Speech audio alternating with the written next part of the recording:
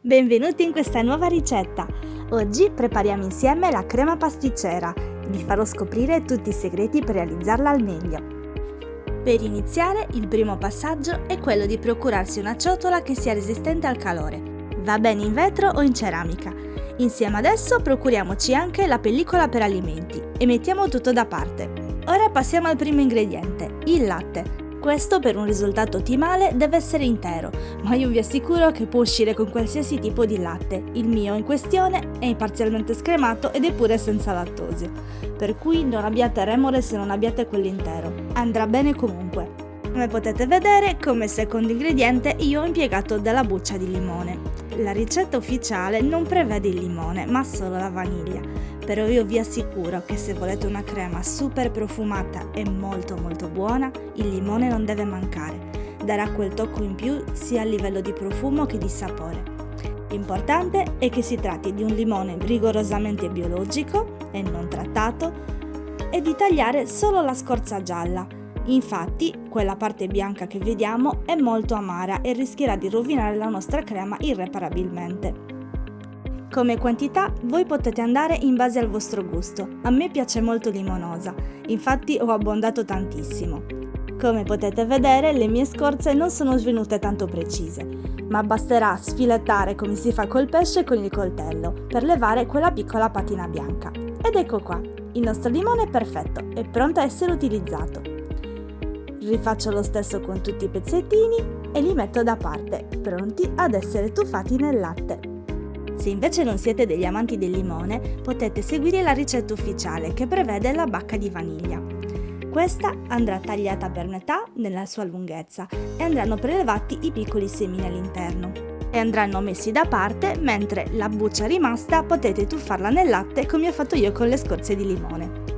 Mettiamo il pentolino sul fuoco e facciamo bollire il latte. Nel mentre procuriamoci gli altri ingredienti, lo zucchero, i tuorli e l'amido. L'amido in questo caso è quello di mais. Mentre lo zucchero e le uova devono essere sempre presenti, l'amido può cambiare di tipologia. Si può usare quello di mais per l'appunto, oppure di riso, si può usare la fecola o la farina. La scelta ricade tutta nella consistenza che vorremmo ottenere dalla nostra crema. In questo caso la scelta dell'amido di mais mi darà una crema gelatinosa, quasi budinosa, con una crema che sarà facile da spalmare ma allo stesso tempo che rimarrà solida se la utilizzerò con una sac à poche per esempio. Altri esempi di tipi d'amido sono quello di riso che darà una consistenza molto setosa o la farina che la darà più granulosa.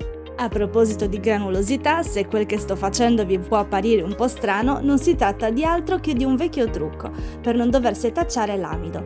Infatti basterà unirlo allo zucchero, che grazie alla sua granulosità fungerà da setaccio ed eliminerà tutti i grumi. Ora prendiamo il nostro pentolino in cui prepareremo la crema. Al suo interno possiamo mettere i tuorli. Io ho pesato, ma in linea di massima sono circa 4 tuorli. E a questi il composto di zucchero e amido. Con una frusta mescoliamo molto bene affinché tutto si amalgami a perfezione.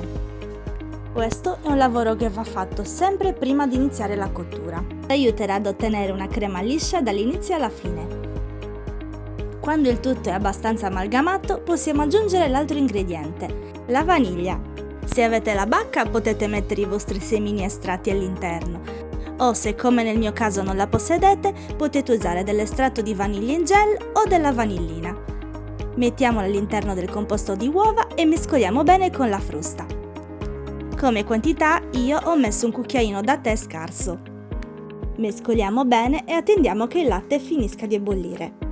Quando il latte è pronto, rimuoviamo le nostre scorze di limone con una pinza o nel caso della vaniglia le bucce di vaniglia e teniamoci pronti a cominciare. Ora dovremo andare abbastanza veloci. Cominciamo a versare una piccolissima parte di latte ed immediatamente procedere a mescolare con le fruste tutto il composto. Dobbiamo andare molto veloci in modo che le uova non si cuociano a contatto col latte caldo. Procediamo nella stessa maniera mettendo sempre poco latte per volta. È importante equilibrare le temperature, ossia dobbiamo portare il latte a scaldare il composto di uova, sempre andando veloci per evitare l'effetto frittata. Quando sentite che è bella calda potete finire di mettere il latte e dopo aver mescolato bene possiamo portarlo sul fornello, a fuoco medio-basso. Durante la cottura la crema dovrà ricevere tutta la nostra attenzione, non dovremo mai smettere di mescolarla. Per raggiungere la cottura ideale ci vorranno circa 2 minuti. Ma ricordate, la crema non deve arrivare alla bollitura, ci si deve solo avvicinare, altrimenti quello che otterremo è un sapore di uova molto forte. Il trucco che uso personalmente per capire quando la crema è quasi pronta, oltre a quello di sentire la densità che cambia nella mano mentre si gira, è quello di osservare la schiumetta che si forma sopra. In tanti anni di crema pasticcera ho notato che ogni volta che inizia ad addensarsi, la schiumetta tende a ritirarsi, lasciandoci intravedere la crema sottostante. Contemporaneamente sentirete la frusta che farà più lavoro perché si sta addensando. E questo è il momento di accelerare con la velocità. Dobbiamo far sì che non si crei alcun grumo, quindi mescoliamo molto velocemente e spegniamo il fuoco.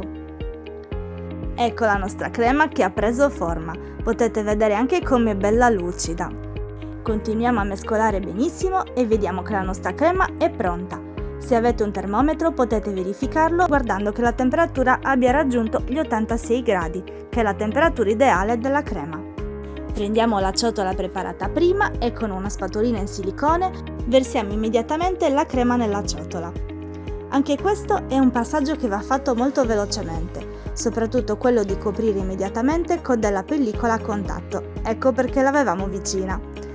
Fare questo passaggio eviterà che quando la crema si raffredderà si formerà una pellicola molto fastidiosa e difficile da riamalgamare. Lasciamola raffreddare ed ecco qui la nostra crema pronta ad essere utilizzata, da gustare così com'è o per farcire torte e le cornie varie. Ad una prima occhiata potremo subito vedere come sia più solida, ma non abbiate timore, basterà mescolarla nuovamente per riavere la crema così come l'abbiamo lasciata. Ed eccola qua, perfetta, profumatissima e soprattutto buonissima.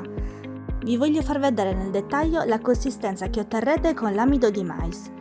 Non sembra proprio del budino? Trovo che la consistenza così gelatinosa sia ideale per la maggior parte delle preparazioni, infatti si rende sempre molto versatile. Potete vedere anche come si comporta con la sac à poche. Guardate come mantiene la forma, è perfetta anche come decorazione su torte o tartellette varie. E soprattutto è anche molto bella e lucida, nonostante non abbia utilizzato nemmeno il burro.